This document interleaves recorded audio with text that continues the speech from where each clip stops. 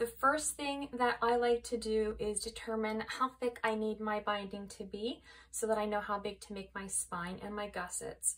So once I have my pages done, what I like to do, I just have a stack of old photos that I keep nearby, and I've already done this, so I've only got a few left here, but I place photos in my album where I think someone else is going to place them.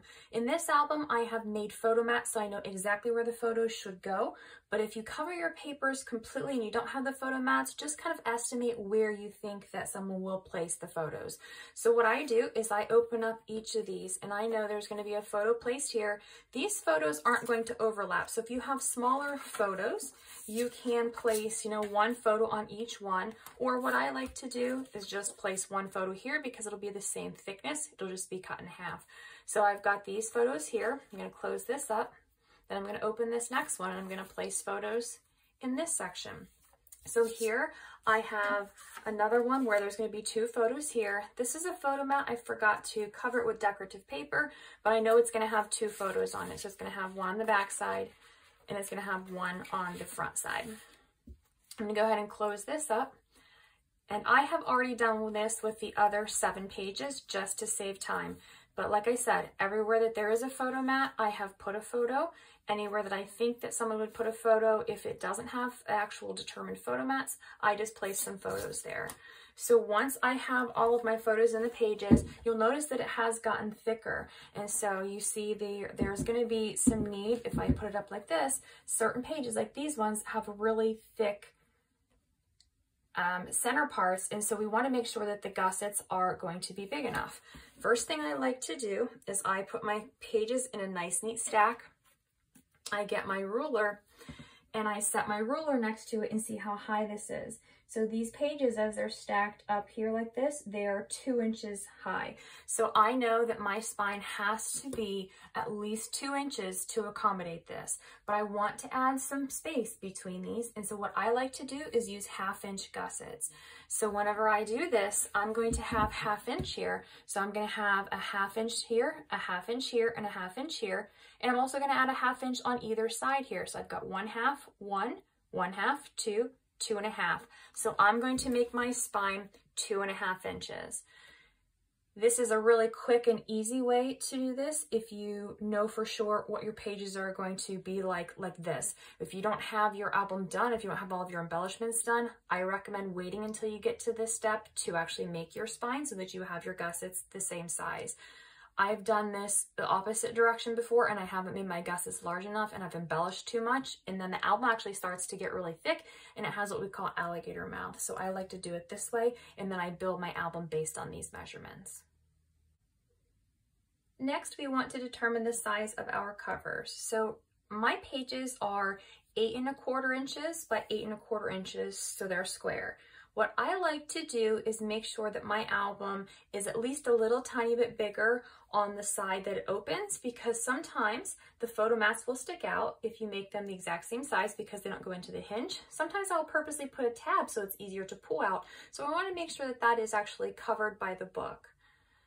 So what I do, I use heavyweight chipboard, and I will link this in the description box below for where I get this on eBay. And what I'm going to do here is this is actually an 8.5 inch regular size piece. And so it's going to be just slightly bigger on each side. So I will keep these dimensions here, and then I am going to actually make this dimension here a little tiny bit bigger. So if I make this 8.5 on this direction too, I'm going to set this here. You'll see, flip it over this way so you can actually see it. When it's flush against one side, there's just a slight bit here. So that will be enough for me with this album, because I am not going to put tabs to pull my photo mat out of the sides.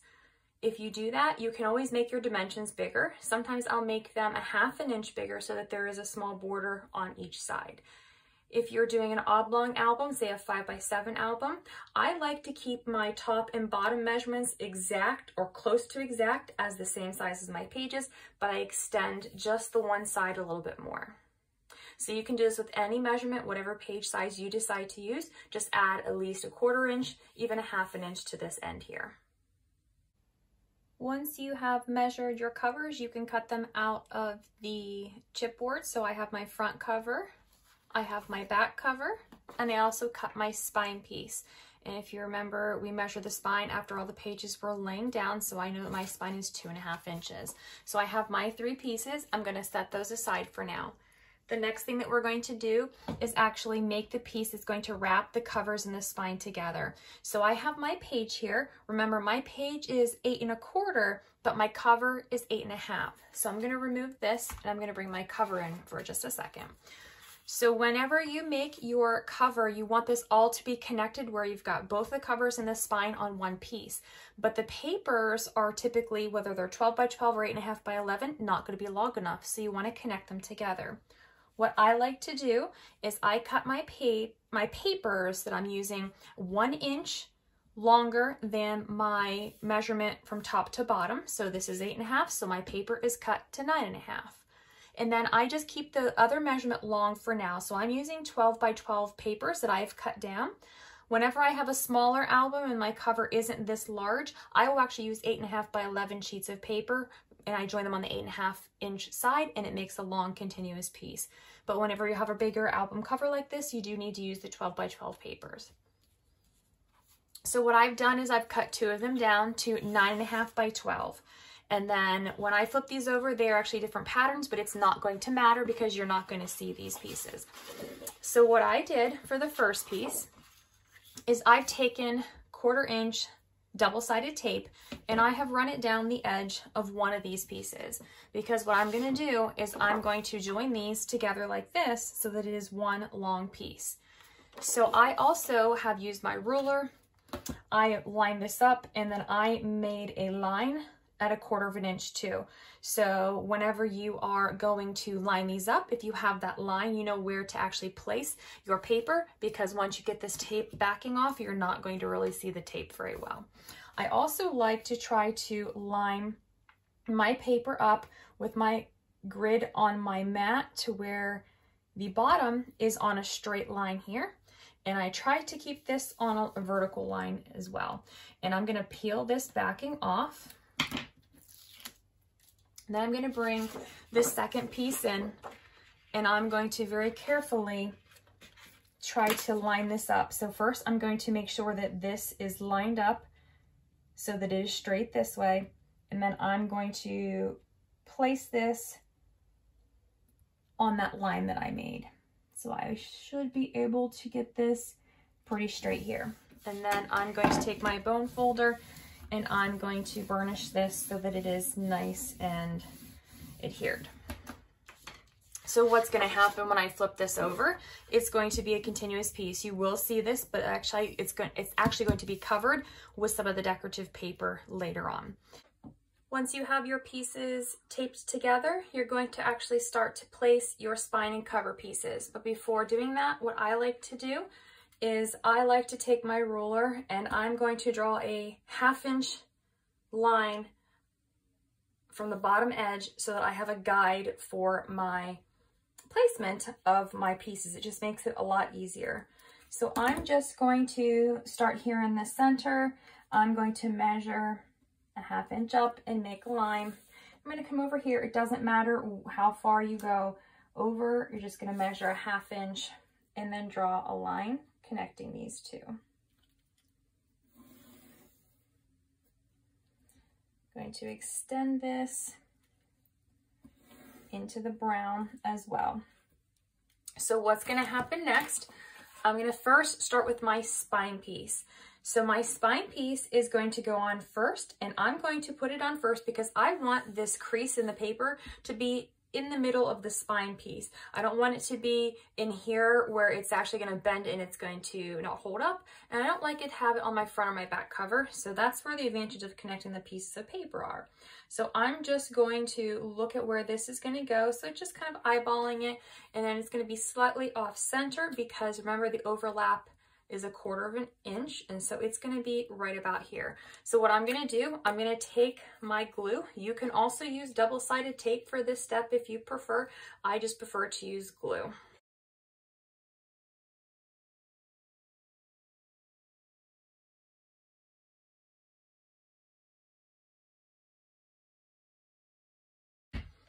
If you are using glue for this step, you want to make sure that you have a pretty generous amount of glue.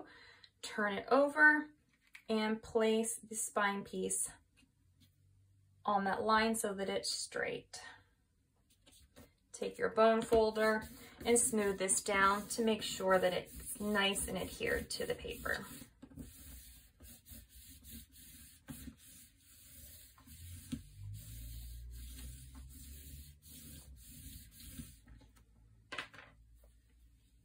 Once this piece is put on, we're going to place the front and back covers.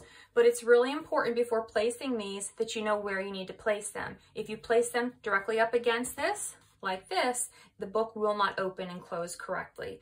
You need to make sure that you have a small gap between the spine and the front and back covers. This gap size is dependent on the size of your chipboard. So what I do is I take 2 of these, since it's the front and back cover and it's double the thickness, I just place them up here, flat against my spine piece. I take my pencil and I draw a line straight down here. If you don't want to do it that way, you can also use your ruler, and if you do that, for my chipboard, it's 1/8 of an inch. I just find it's much easier. I always use the same chipboard, so I just do this and make it this way. It's a lot easier for me. I'm going to turn this over. It's a lot easier for me to do it from this side here, so I can see what I'm doing. And then I've got my line there. So now I know where to place my chipboard for my covers. So the first thing I'm going to do, when I do this, I'm going to make sure that I line this up so that the chipboard is on this line and then on this line here that I drew. So it's going to be pretty straight on my cover. So again, you can use double-sided tape or you can use glue. I am going to be using glue for mine. Once you have your glue on the cover, flip it over, line it up with those lines, and then use your bone folder to smooth it down.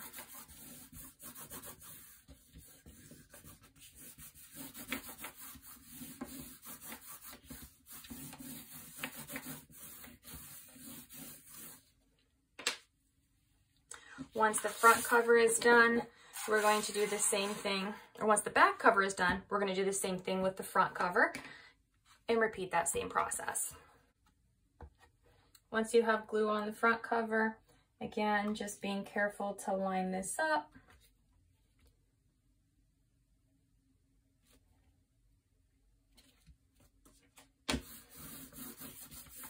And then smoothing it down with the bone folder.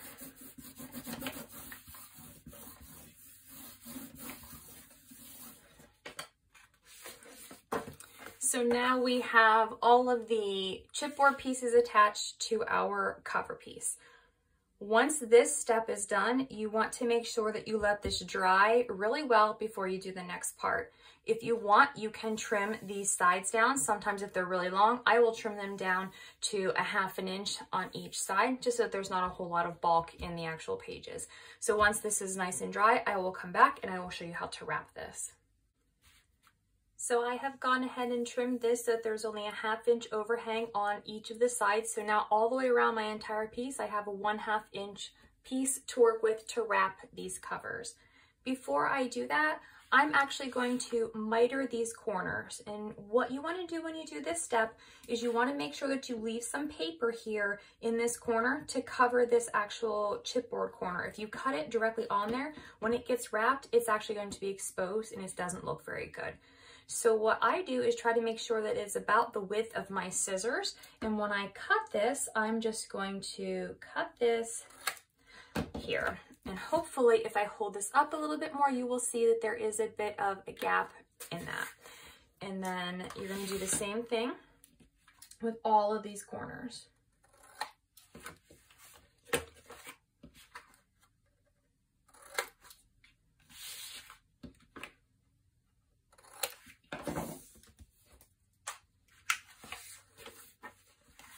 Once these corners are finished being cut, we're going to work with the paper to make it easier to lay. So how I'm going to do this, I'm going to start with one end and I am just going to put this up on end and I am going to push this down just slightly to get it to fold up. Then I'm going to take my bone folder. I'm going to work this paper so that it creases nice and easily over this. I'm going to do the same thing with all 4 of the edges.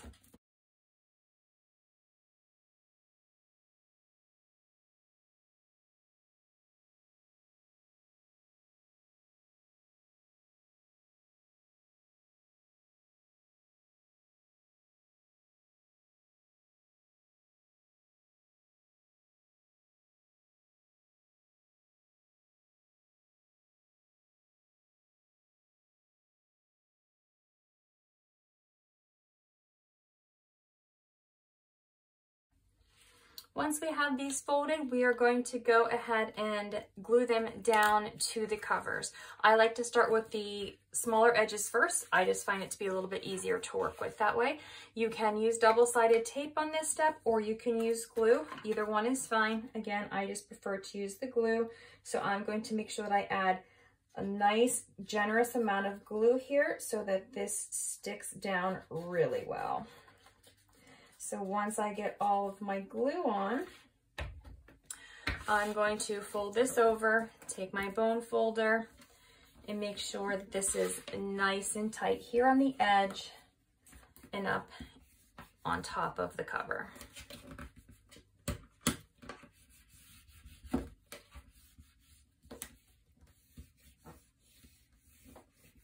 going to repeat that same step with this other side first.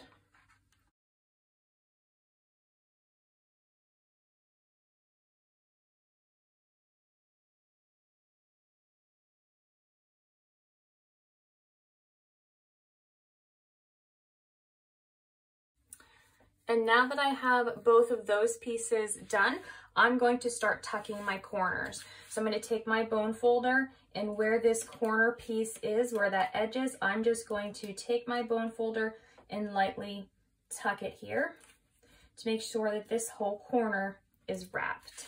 I'm going to do the same thing here and just slightly tuck it in and make sure that it's folded over. I'm going to flip this and do the same thing. Just tuck it in around that corner. Now what I'm going to do is add glue to these longer strips, and I'm going to make sure that that corner stays tucked whenever I glue this down so that it is completely covered. But I'm going to do the same process as I did with the smaller pieces on this longer edge.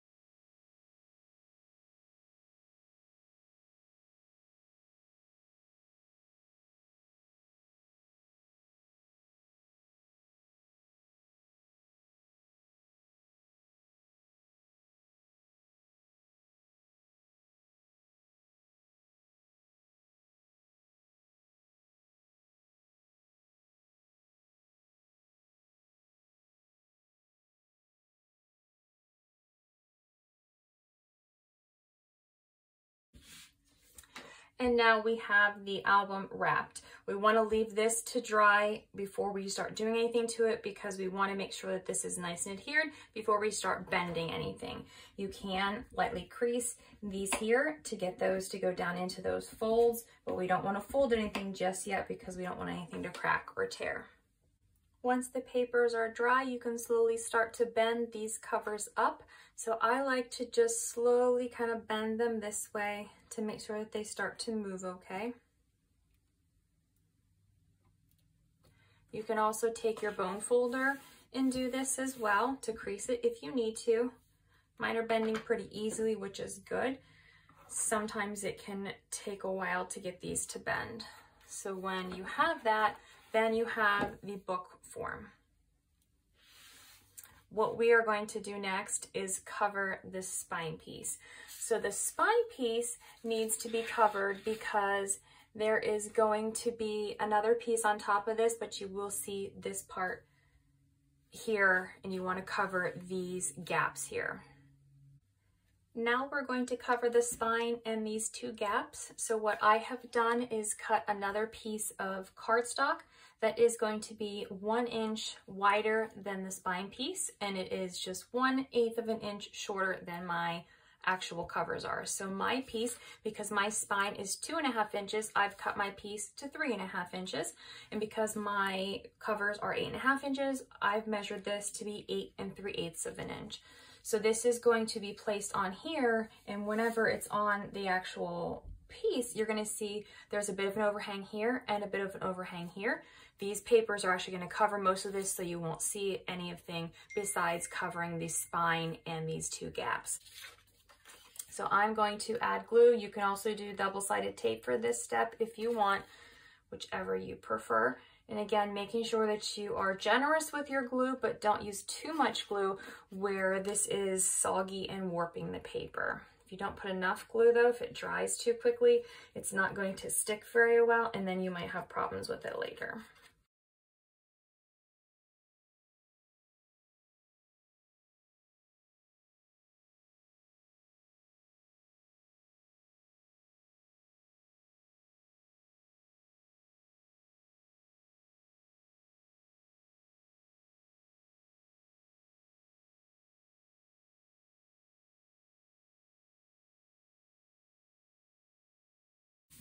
Make sure that this is adhered really well, and then you're going to let this dry before you really start to work with this. But what I like to do is just lightly go ahead and use my bone folder so that I know where these creases are. It just kind of gets the paper down in there a little bit easier while it still has some glue on it, but we don't want to bend it too much to where it's going to lift off of the pages here.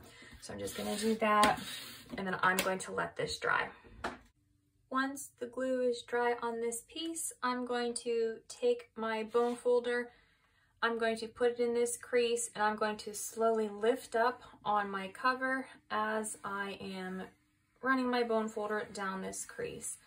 I want to do this nice and slow so that I don't tear or rip anything. It just allows the paper to start to bend nice and easily. Once you get it to a certain point, you can just start to bend and you won't need to use the bone folder. Going to repeat that process with the other side, doing the same exact thing.